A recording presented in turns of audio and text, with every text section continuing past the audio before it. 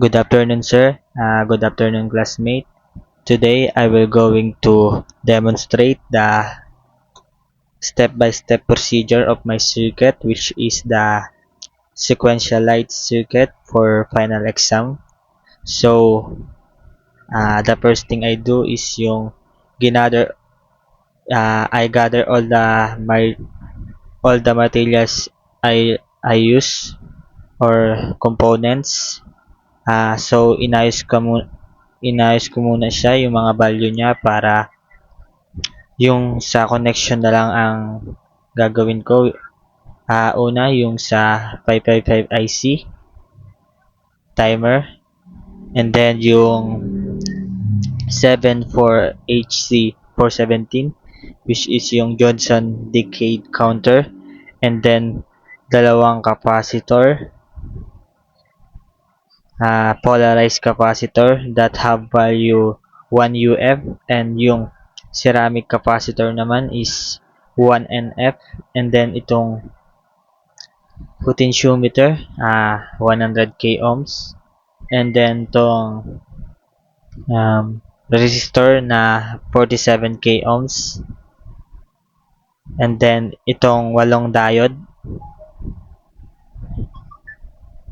then ito namang anim na red LED, at itong NPN transistor. Next, itong resistor na ang value is 8.2k, anim rin siya. And lastly, yung resistor na 47 ohms. So, let's proceed to the connection of my circuit. Magsimula muna tayo dito sa 555 IC. Yung pin 1 niya is connected sa ground ng breadboard, and then yung pin 2 is connected to siya sa pin 6 ng IC 555. Also, connected rin siya sa ground ng potentiometer, and yung sa middle ng potentiometer, connected din siya.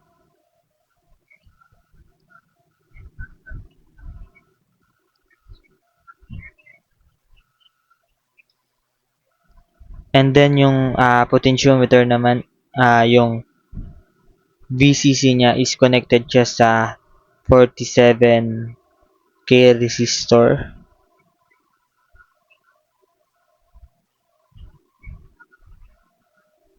Ayan. And let's proceed sa pin 3. Pin 3 ng 555 IC. Connected siya sa 74. Ito dito sa kabilang IC, yung 74 HC sa pin 14 ng HC 417, yung Johnson decade counter. And then yung pin 4, connected siya sa positive ng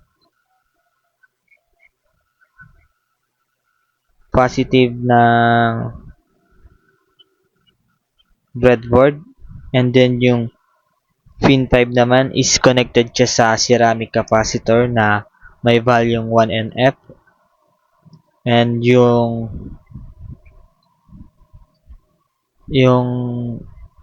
kabilang paa naman ng ceramic capacitor is connected siya sa ground. And let's proceed to the 6. Yung 6 nga, connected siya sa 2, yung pin 2. And then yung 7, connected siya sa 47k ohms. And then yung pin 8 is connected siya sa positive rail ng breadboard. And yung sa polarized capacitor naman is connected siya sa ah, middle lang, middle ng potentiometer.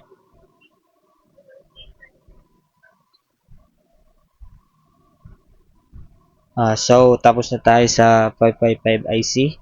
So, let's proceed sa 74 chip o yung Johnson Decade Counter.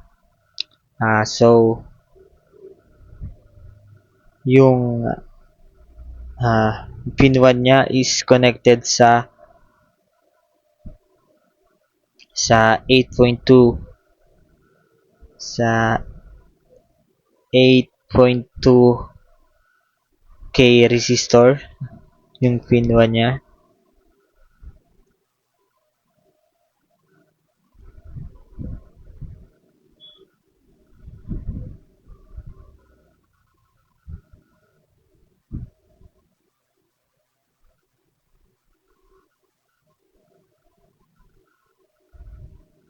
And then yung pin 2 naman is connected siya sa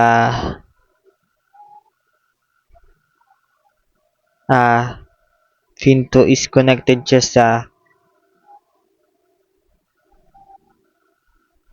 sa anode ng diode diode 7. So 1 2 3 4 5 6 7. So ito ang 7 nung. So ito ang diode 7 natin. Ay, hindi. Ito ang diode 7 natin. 1 2 3 4 5 6 7. Yung 2 connected siya sa 7. So nakita niyo naman po.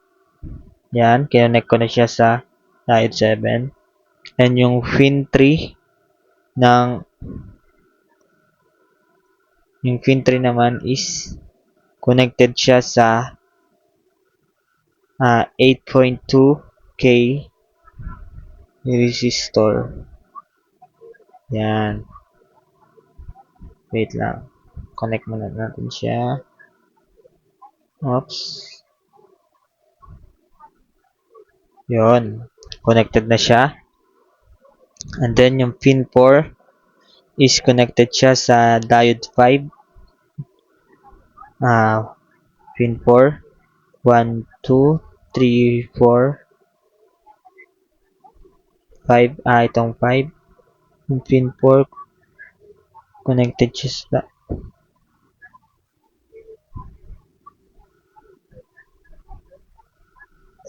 1, 2, 3, 4.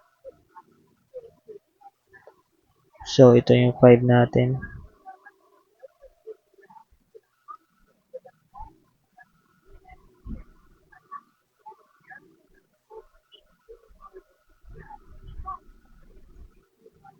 One, two, three, four, 5.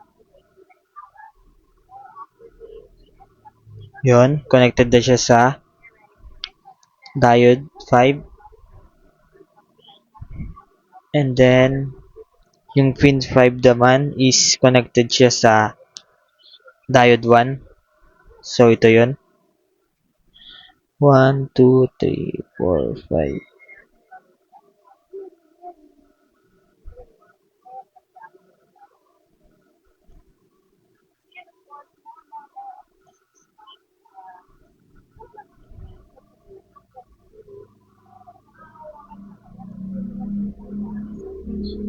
Ay, mali.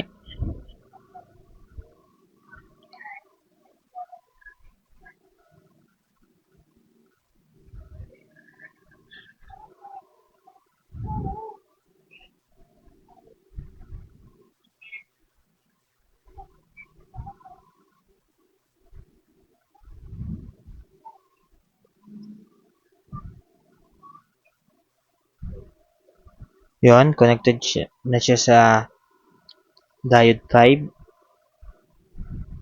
And then, yung pin 6, pin 6 connected siya sa diode 3. 1, 2, 3, ito, pin 6,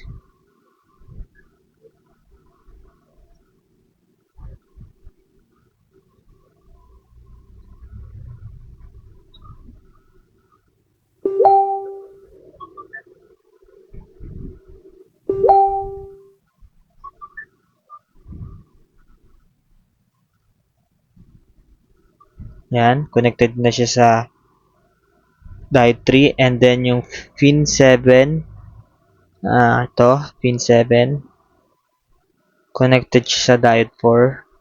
So, 1, 2, 3, 4, yan, pin 7,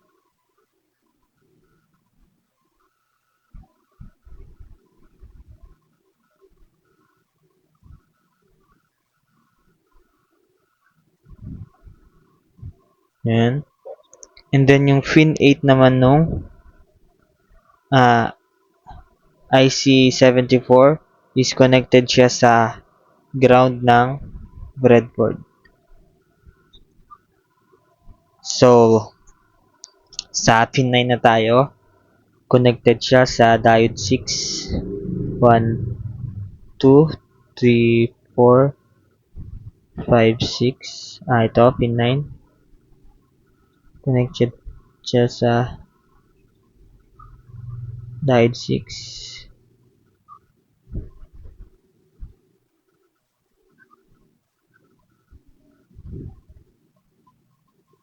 Diode 6, yon, connected na siya sa diode 6.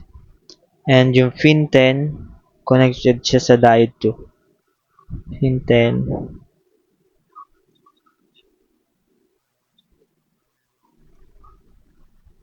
connect siya sa diode 2.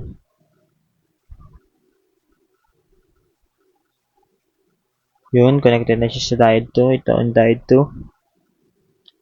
And yung pin 11 naman is connected siya sa diode 8.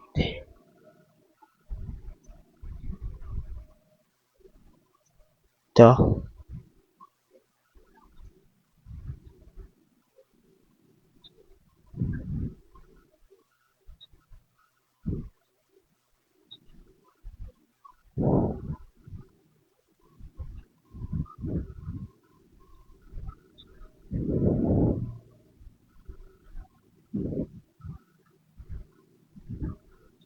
Wait, ayusin muna natin siya.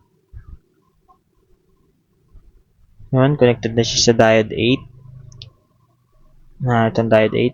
And then, yung pin 12 is wala siyang nakakonect. Yung pin 13, connected siya sa ground ng breadboard. Ground ng breadboard. And yung pin 14 nga, connected siya sa pin 3 ng 555 IC. And yung pin 15 is connected rin siya sa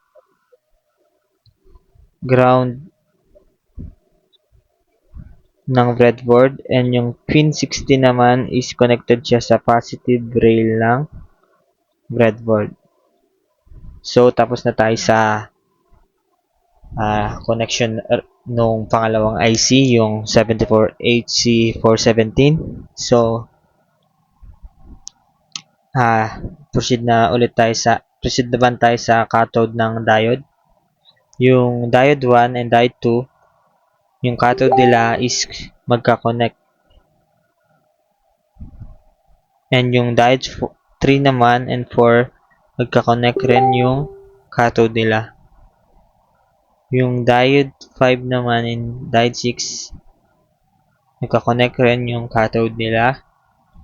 And then yung lastly, yung diode 7 and diode 8, magko-connect rin yung cathode nila.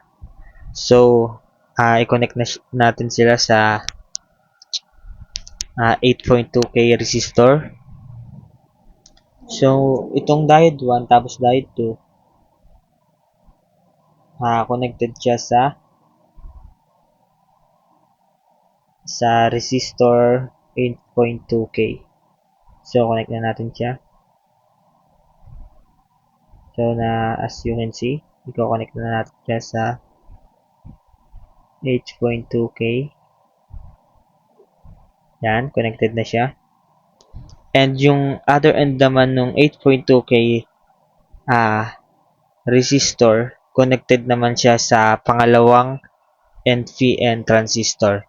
And dahil yung una, connected na siya rin sa 8.2K resistor, and yung other end nga niya, ito, connected siya sa pin 1 nitong 74HC417. So, yung diode 3 naman and 4, which is ito, connected siya sa, ito naman sa pangatlong resistor na 8.2K. So, kukonect natin siya.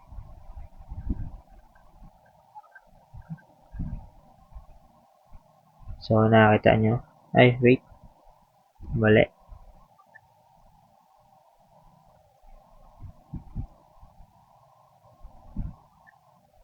Wait lang. Kakamali.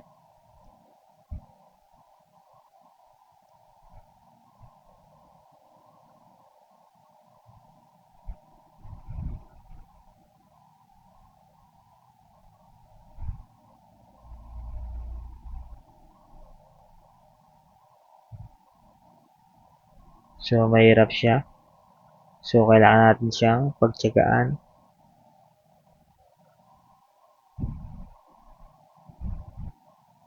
Yan. Connected siya dito sa pangatlong 8.2K resistor. And then, yung diode 5 and 6, which is ito, diode 5 and 6, connected naman siya sa pang-apat na 8.2K resistor. So, yusin lang natin.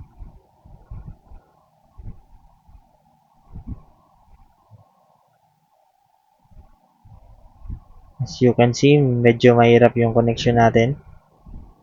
Pero, pagtsatsagaan natin yan. Dahil part siya ng natin. And then, yung lastly naman, yung diode 7 and diode 8 na ito, connected naman siya sa last na 8.2K. Ay, sa pang-5 pala siya, sa pang-5.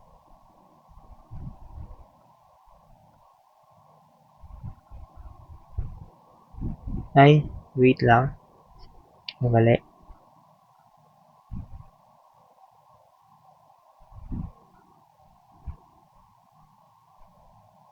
Ay. Oo, okay. Tama.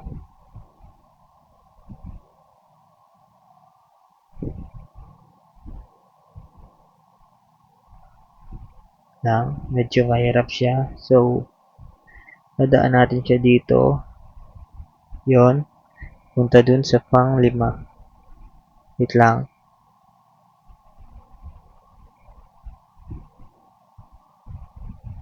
So, yun. Nakakonect na natin siya.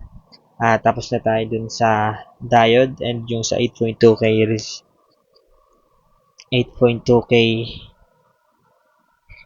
8.2K resistor. So, mag-proceed na tayo sa LED.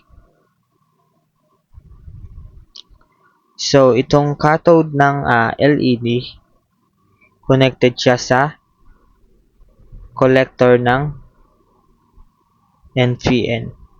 I-connect lang natin siya sa base sa schematic diagram.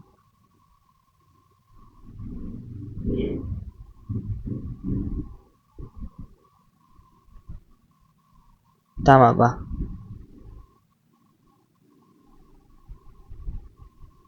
Yan, okay na.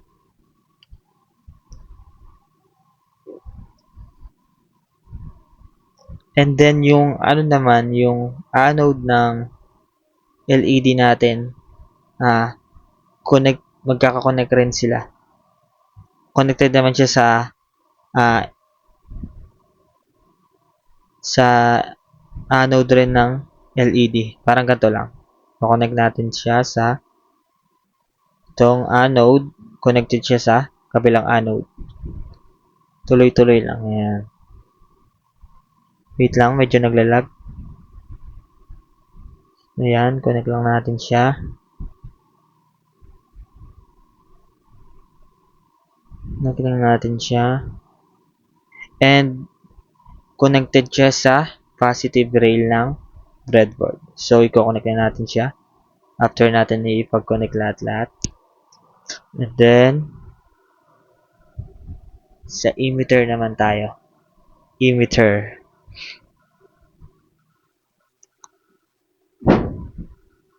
So, dito sa emitter naman, yung first transistor natin is connected siya sa 47 ohms ng 47 ohms resistor. So, kukonect lang natin siya. Ganito lang.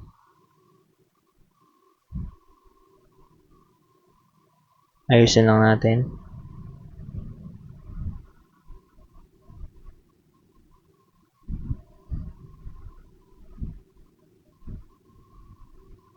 Yon, connected na siya.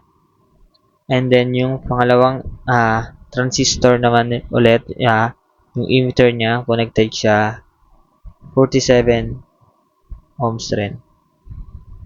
Wait, ayusin lang natin.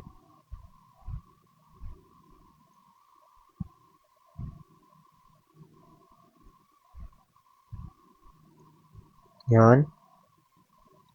Ganun din sa pangatlo.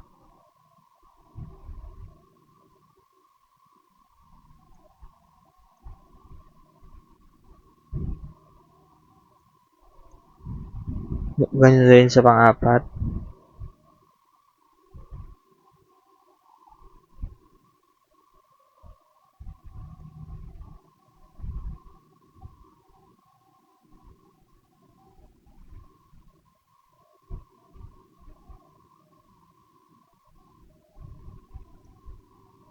Then, pang-lima. Ay, wait. Nagsaliwa yung isa. Nagsaliwaan sila. Ulitin natin.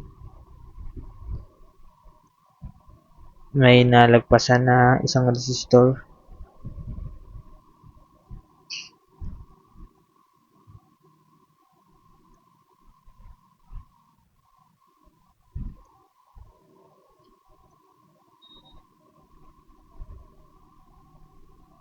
Yun. Pang-apat. Wait, medyo naglalag.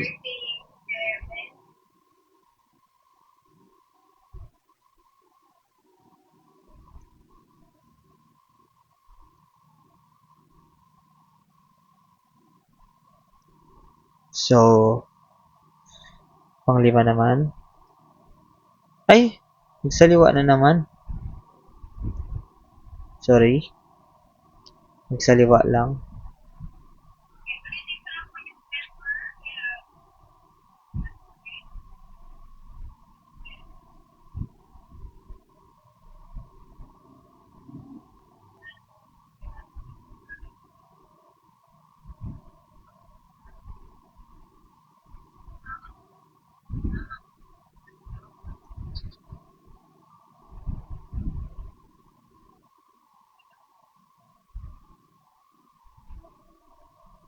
Lastly, yung ito rin.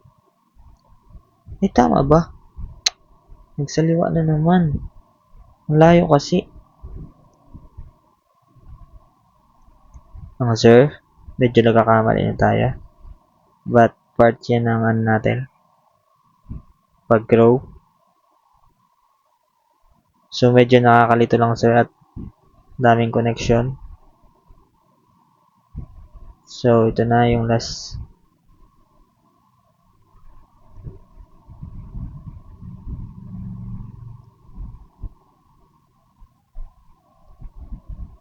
Ayan, layo. Wait, ang layo niya.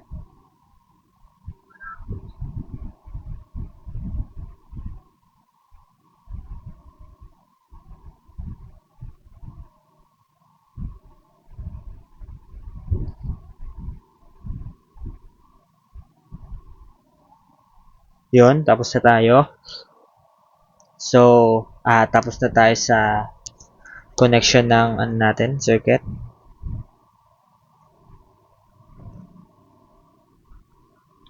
So, ang gagawin naman natin is i-double check kung ayos ang value ng lahat ng components natin para pag-simulate natin is walang problema. So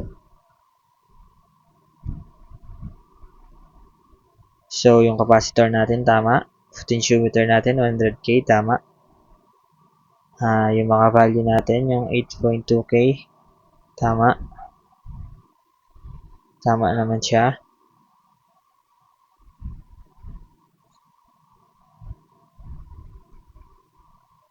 So lahat tama na.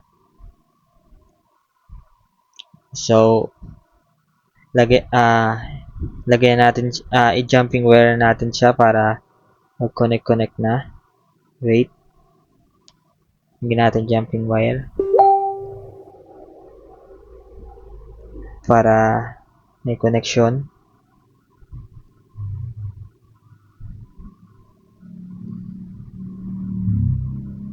So you can see, nilalagyan na natin ng jumping wire. Dahil pag di natin nilalagyan, baliwala lang din at walang connection. Yan, tapos na. And yung sa positive naman. Lang.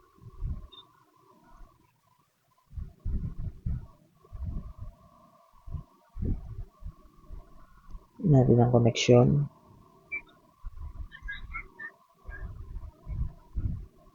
Medyo malayo siya. So, dito na natin. So, dito naman. Jumping wire natin sa baba. Negative.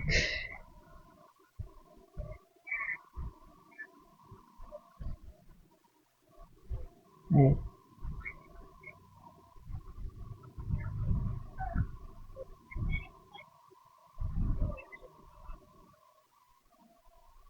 So, yun. Tapos na. Lagyan natin ng supply, which is tong power supply na 5 volts.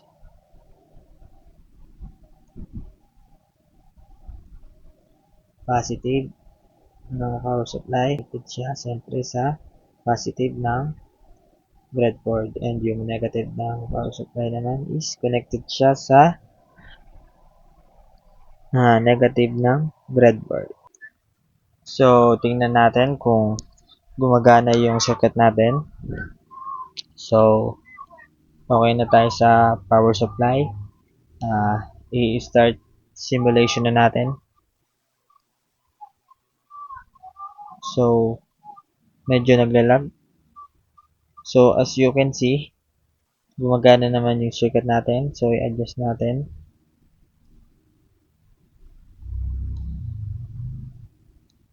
Wait. Yan. Sagad na natin. Yun. So, you can see nga, gumagana yung circuit natin ng maayos. Which is yung LED is naglilipat-lipat. So, yun lang po. At maraming salamat po.